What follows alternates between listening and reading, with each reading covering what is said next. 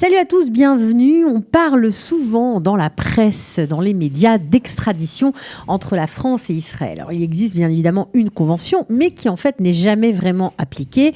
Alors, est-ce qu'il faut se sentir à l'abri quand on peut encourir ou quand on peut être concerné par une telle procédure? Eh bien non, faites attention. Une émission d'information aujourd'hui assez précise avec un avocat, Michel Haroche, avocat généraliste au barreau de Paris. On est ravis de l'accueillir. Restez avec nous, c'est parti. Israël, comment ça marche? Vous allez adorer comprendre Israël. Bienvenue Michel Haroche. Bienvenue, merci de m'accueillir. De rien, alors un sujet brûlant, on va dire, parce que c'est vrai que on en a beaucoup entendu parler, notamment avec les scandales du Forex, du Bitcoin ou même de la taxe carbone. Alors, qu'est-ce que c'est tout d'abord une procédure d'extradition, en tout cas que l'extradition? Et est-ce qu'il faut définir deux moments différents quand on parle de cette procédure? Alors, d'abord, l'extradition, c'est de manière générale une procédure qui existe entre deux États. Et ça nécessite évidemment que ces deux États aient signé entre eux une convention d'extradition. Ouais. Et c'est le fait pour un État de solliciter de la part de son co-contractant la venue d'une personne qui est soit mise en cause, soit condamnée, pour qu'elle se présente devant les autorités judiciaires du pays qui demande. Donc on a un pays qui demande et un pays qui reçoit la demande. Alors dans le cas des affaires qui concernent singulièrement les franco-israéliens, c'est souvent les autorités françaises qui sont amenées, soit dans le cadre d'enquêtes, soit dans le cadre de gens qui sont déjà condamnés, à solliciter les autorités israéliennes dans le cadre donc, de la convention d'extradition ou de manière générale, il y a aussi des conventions d'entraide, demander aux autorités israéliennes une entraide judiciaire pour alors quand la phase est une phase d'instruction, d'enquête, eh bien. Alors là, c'est ça qu'il faut préciser parce que dans cette procédure d'extradition, il y a deux phases. Il y a la phase d'instruction. Là, ça veut dire qu'on n'est pas encore jugé, on n'est pas encore condamné, mais on peut être mis en examen. En gros, c'est ça. Exactement. Et la phase où on est là jugé, condamné et oui, on doit purger une peine de prison. En gros, c'est ça. Exactement. Alors le mot extradition par abus recouvre ces deux notions. C'est pas vraiment la même, mais de manière, on va faire pour simplifier un peu les choses, pour que les gens puissent comprendre. On a ces deux phases effectivement. Soit vous êtes visé par une enquête, c'est-à-dire un juge d'instruction qui veut vous auditionner ou parce que vous avez fait une bêtise en France et vous vous êtes sauvé et donc il y a un procureur qui veut vous entendre. Donc là, il y a effectivement le souhait des autorités françaises de vous entendre sur les faits qui vous sont reprochés. Alors on va appeler ça une extradition, mais c'est pas vraiment une extradition, c'est plus une demande d'entraide des autorités françaises aux autorités israéliennes. Et on en dira quelques mots. Et vous avez le cas qui est peut-être plus proche de la vraie notion d'extradition, c'est quelqu'un qui a été condamné en France dans le cadre d'un tribunal correctionnel ou une cour d'assises. Et dans ces cas-là, à l'issue de cette condamnation, il a pris 10, 15 ans de prison ferme.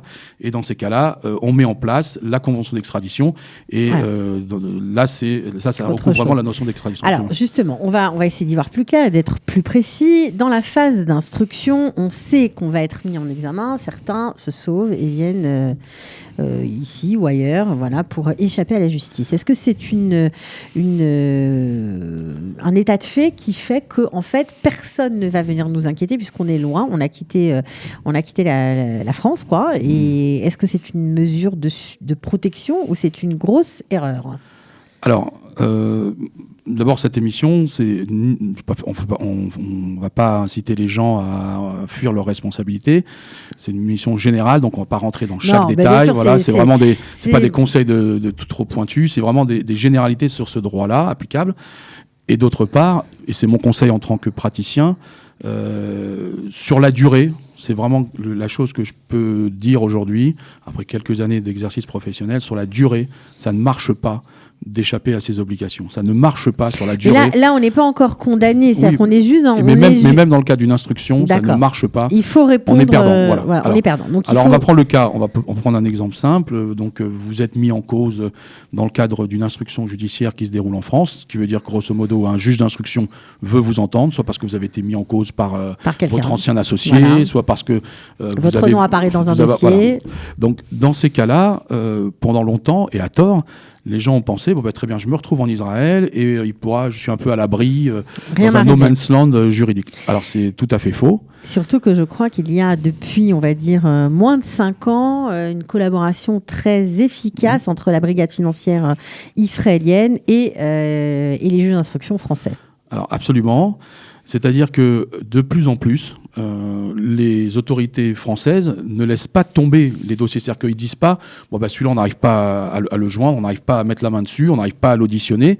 Donc dans ces cas-là, on met de côté ou on le condamnera par défaut. Non, les juges d'instruction français, qui ont des pouvoirs extrêmement importants, ont maintenant à leur disposition, par la convention d'entraide entre la France et Israël, la possibilité de pouvoir auditionner des suspects, des mises en cause, des mises en cause. Voilà, on peut les auditionner en Israël. Alors il y a effectivement, vous le dites très justement, une brigade financière qu'on appelle le LACHAV. Et ce LACHAV est chargé... Israélienne, attention, brigade financière israélienne. Absolument, dont le siège est du côté de Lod, pas loin de l'aéroport. Et cette brigade-là est chargée d'épauler les autorités françaises, policières et juges d'instruction, pour auditionner les gens en Israël. Donc, prenons un exemple concret. La juge d'instruction, souvent des femmes, prend son billet d'avion, arrive en Israël, va au LACHAV, avec très souvent d'ailleurs, alors quand ça concerne des problèmes de TVA avec des agents des douanes, ou quand ça concerne des problèmes financiers plus classiques avec des officiers de police judiciaire, et elle se rend donc au LACHAV, où ils ont des correspondants. Et ces correspondants avec lesquels ils vont mettre en place, préparer l'audition des mises en cause, en disant, je veux voir monsieur X, monsieur Z, monsieur T. Ils préparent tout ça. Et ils préparent aussi les interpellations, bien sûr, parce qu'il ne s'agit pas pour le LACHAV d'envoyer des courriers, de dire vous venez me voir. Non. Donc vous avez, et c'est la possibilité qui est offerte désormais aux magistrats instructeurs français, grâce à cette entraide entre la France et Israël, de se présenter au domicile du mis en cause, à 6h du matin, frapper à la porte. Et de faire une perquisition. Faire des perquisitions avec... donc vous pouvez avoir des mises... Pas d'arrestation. Alors, on n'est contraint pas. Non, il n'y a pas de mesure de contrainte. D'accord. Il n'y a pas de mesure de contrainte. Mais donc, on les prend, on les amène au LACHAV avec effectivement ce qui aura été saisi dans le cadre de perquisition. On les amène au LACHAV. Et là, il se passe une audition entre, vous avez dans un bureau, un officier de police judiciaire, la juge d'instruction, l'officier de police israélien et le mis en cause. Et là, ayant préalablement préparé toutes les questions qui lui sont posées, eh bien, le mis en cause va devoir répondre. De la même manière qu'il aurait pu répondre devant un service français. Disons que tout le monde est présent, tout le monde répond, tout le monde joue le jeu. Qu'est-ce qui se passe après ? Alors, à l'issue de cette audition, dans les cas que j'ai pu avoir à connaître, vous avez le juge d'instruction qui ensuite remet une convocation aux mises en cause pour qu'il se présente devant la justice française, dans son cabinet, c'est-à-dire à Paris ou à Nantes ou à Nancy. Voilà. Là encore, certains peuvent décider de ne pas s'y rendre. Absolument. Non, le fait de pouvoir... Là, pour le coup, c'est compliqué s'ils ne s'y rendent pas. C'est compliqué et je conseille dans majorité des cas de se présenter. Mais la juge d'instruction remet très souvent une convocation en disant grosso modo on se voit dans 15 jours, venez avec votre avocat. Et, donc deux cas de figure. On s'y rend, qu'est-ce qui se passe ? Alors si on se rend à la convocation, sachez que... De manière générale, il est toujours, je pense, en tout cas chaque dossier bien sûr a une spécificité, mais vis-à-vis des autorités judiciaires françaises, c'est toujours mieux de s'y rendre. Donc c'est le conseil, après chaque dossier bien sûr. Mais on va dire qu'on s'y rend. Maintenant, on ne peut pas vous contraindre à vous y rendre. Maintenant, si vous y rendez, dans ces cas-là, la juge d'instruction, en règle générale, vous notifie ce qu'on appelle votre mise en examen et vous êtes donc devant les autorités françaises. Mais là, effectivement, et c'est ce que posent toujours les gens, d'accord, je suis mis en examen, mais est-ce que je vais en détention ou pas ? C'est la question qui se pose. La question qui se pose, c'est le jugement. Non, vous pouvez être aussi en préventive. C'est-à-dire que la juge d'instruction peut tout à fait vous dire, vous êtes venu, maintenant moi je vous mets en détention. Ou sinon, je vous mets sous contrôle judiciaire avec l'obligation de me verser une caution ou l'obligation de vous présenter toutes les semaines ou tous les mois au service du juge d'instruction et de signer toutes les semaines. Sauf que souvent, c'est des gens qui habitent en Israël. Donc, dire un contrôle judiciaire avec une signature toutes les semaines, c'est infaisable. C'est pas possible. C'est pas commode. Ou avec des cautions. Si je vous dis vous venez et puis il faudra mettre une caution de 1 million d'euros pour pouvoir sortir, c'est l'équivalent de dire je viens pas. Enfin, c'est à peu près, c'est comme ça en tout cas que c'est interprété. Mais c'est vrai qu'à choisir, je réitère ma position, même si elle peut être débattue, mais je réitère ma position que malgré tout, le fait de venir vis-à-vis d'un juge d'instruction, ça sera toujours mieux d'interpréter que de ne pas venir et de dire juge d'instruction, moi je m'en fiche de ce qui se passera, vous jugerez comme vous jugerez. Donc encore une fois, vous êtes mis en examen à ce moment-là. Encore une fois, c'est vraiment des généralités, vous êtes mis en examen. Et bien, la problématique, c'est, oui d'accord, mais à l'issue de cette mise en examen, où je vais ? Est-ce que je vais dormir en détention ? Alors, est-ce qu'il y a possibilité d'extradition lorsqu'il y a une mise en détention préventive ? Si la personne ne s'est pas présentée. Donc la personne ne s'est pas présentée, non. En phase de l'instruction, non. C'est simplement après le jugement. C'est une fois qu'elle est condamnée. La deuxième phase, c'est le jugement, c'est-à-dire que X ou Y est condamné à une peine de prison, par exemple. Et donc, il y a beaucoup de gens, en raison de cette épée de Damoclès qui est au-dessus de leur tête, décident de ne pas venir au tribunal. Et donc, ils sont condamnés, on va dire, par défaut. Voilà, ils ne sont pas présents, mais ils sont quand même condamnés. Alors, qu'est-ce qui se passe à ce moment-là ? Ceux qui ne viennent pas, ils sont considérés comme des fugitifs ? Alors, il faut absolument, ils sont considérés comme fugitifs. Il faut savoir que de manière quasi systématique... Et qui sont jugés, bien sûr. Il faut savoir que quand vous ne vous présentez pas devant un tribunal, déjà, ça hérisse les poils des magistrats, ce qu'on peut comprendre, parce qu'on est mis en cause. Vous n'êtes pas venu à l'instruction, et ensuite, quand on vous juge, vous n'êtes pas non plus.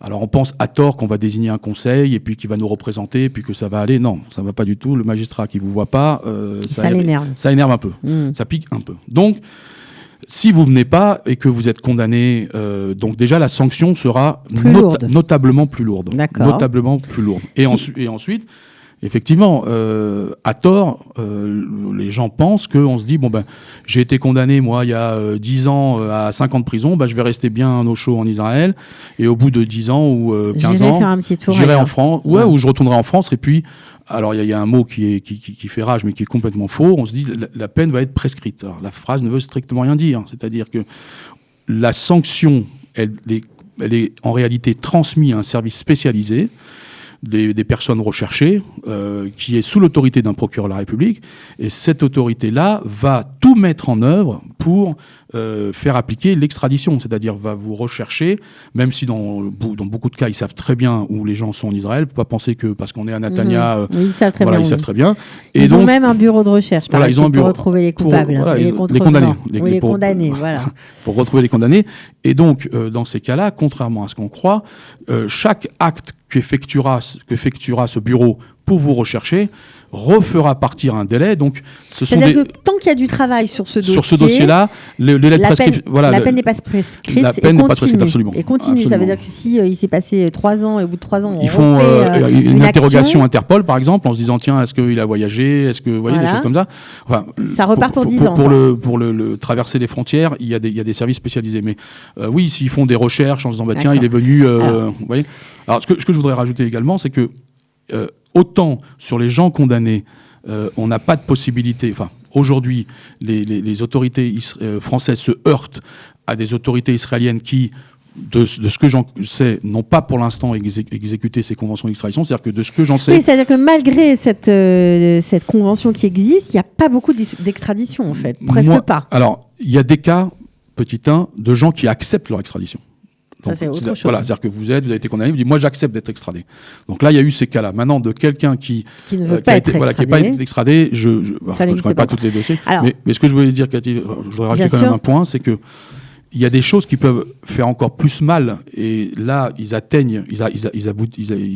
arrivent à atteindre leur but, que l'incarcération, ou que, dans le cas d'une condamnation, c'est les sanctions financières. C'est-à-dire qu'en réalité, et ça par contre, ça c'est applicable, vous avez désormais des condamnations à des amendes très importantes en France, qui eux, par contre, ne tombent pas dans les oubliettes.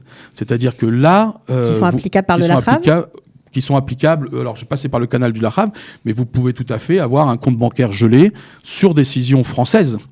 En Israël.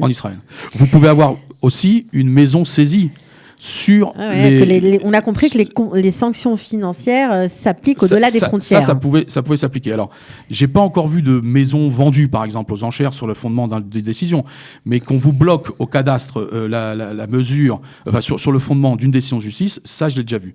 Et donc là, c'est une sanction qui est quand même assez radicale, puisque vous vous retrouvez avec sans compte bancaire ou avec de l'argent qui est saisi. En Israël, je parle bien de compte israélien. Alors, évidemment, ce qui nous interpelle, parce parce qu'on était quand même sur le sujet de l'extradition, on a un peu élargi, mais quel est l'intérêt d'un juge israélien de ne pas extrader ? Alors, il y a plusieurs hypothèses. On n'a pas vraiment de... Moi, j'ai quelques pistes, mais c'est vraiment... C'est les vôtres, quoi. Voilà, ce sont les miennes. Qui n'engagent que vous. Voilà, ça n'engage que moi. Moi, déjà, si y a une problématique de réciprocité. C'est-à-dire que si les autorités... l'extradition, c'est un point crucial dans les relations internationales. Normalement, on n'extrade pas les nationaux. On n'extrade pas les nationaux. Vous avez effectivement tout à fait raison. C'est une des premières règles. Il y a aussi le fait qu'on se dit, peut-être à tort, en tout cas aujourd'hui, que l'État d'Israël qui viendrait à extrader un juif israélien qui est de nationalité israélienne et qui se retrouverait dans une prison de Fleury-Mérogis ou peut-être... à tort peut-être ou à raison, il passerait un mauvais moment avec certaines communautés incarcérées. Il y a ça aussi qui joue. On se dit, oui, mais on va l'emmener, il va se retrouver en détention au milieu dans un milieu hostile. Ça peut être aussi une explication. Okay, mais... Il y a aussi d'autres explications. On vous dit, oui, mais j'ai déjà entendu cette explication de haute autorité qui nous dit, oui, mais il faut aussi que la France extrade les Israéliens, les Franco-Israéliens qui habitent en France. Et qui eux aussi ont fait quelques bêtises en Israël et qui ont été se planquer en France, où on se dit, oui, mais elle aussi n'extrade pas ses nationaux. Donc il y a aussi Israël qui se dit, moi, vous Français, vous ne jouez pas le jeu, moi aussi, je ne vais pas m'empresser de pouvoir le faire. Et puis, il faut comprendre que c'est souvent sous décision du ministère de la Justice. Le ministère de la Justice, parfois, ce sont des gouvernements de gauche en Israël ou parfois, ce sont des gouvernements de droite. Donc, suivant la tendance politique, le ministre de la Justice va ou non donner son accord. Et vous avez, c'est ma dernière hypothèse, encore une fois, ce ne sont que des hypothèses. Ouais. Vous avez aussi, je pense, ce sont souvent, il faut le préciser, ces conventions d'extradition et ces procédures, notamment dans le cadre de l'instruction, des affaires où les montants sont considérables. Oui, c'est beaucoup d'argent. On parle de beaucoup d'argent. Ouais. Sur le quota carbone, la Commission européenne a dit qu'il a été éludé 1,5 milliard. Donc ce sont des montants qui sont considérables. Donc ce sont des montants très importants. L'intérêt, je pense, d'Israël, c'est pourquoi pas d'envisager que ces affaires-là soient jugées en Israël. Parce que d'abord, les gens ont fait des infractions, certains d'entre eux, depuis Israël, donc c'est pas bête en soi de se dire... en même temps, comme c'est des sommes énormes, s'il y a des amendes ou s'ils sont condamnés à payer...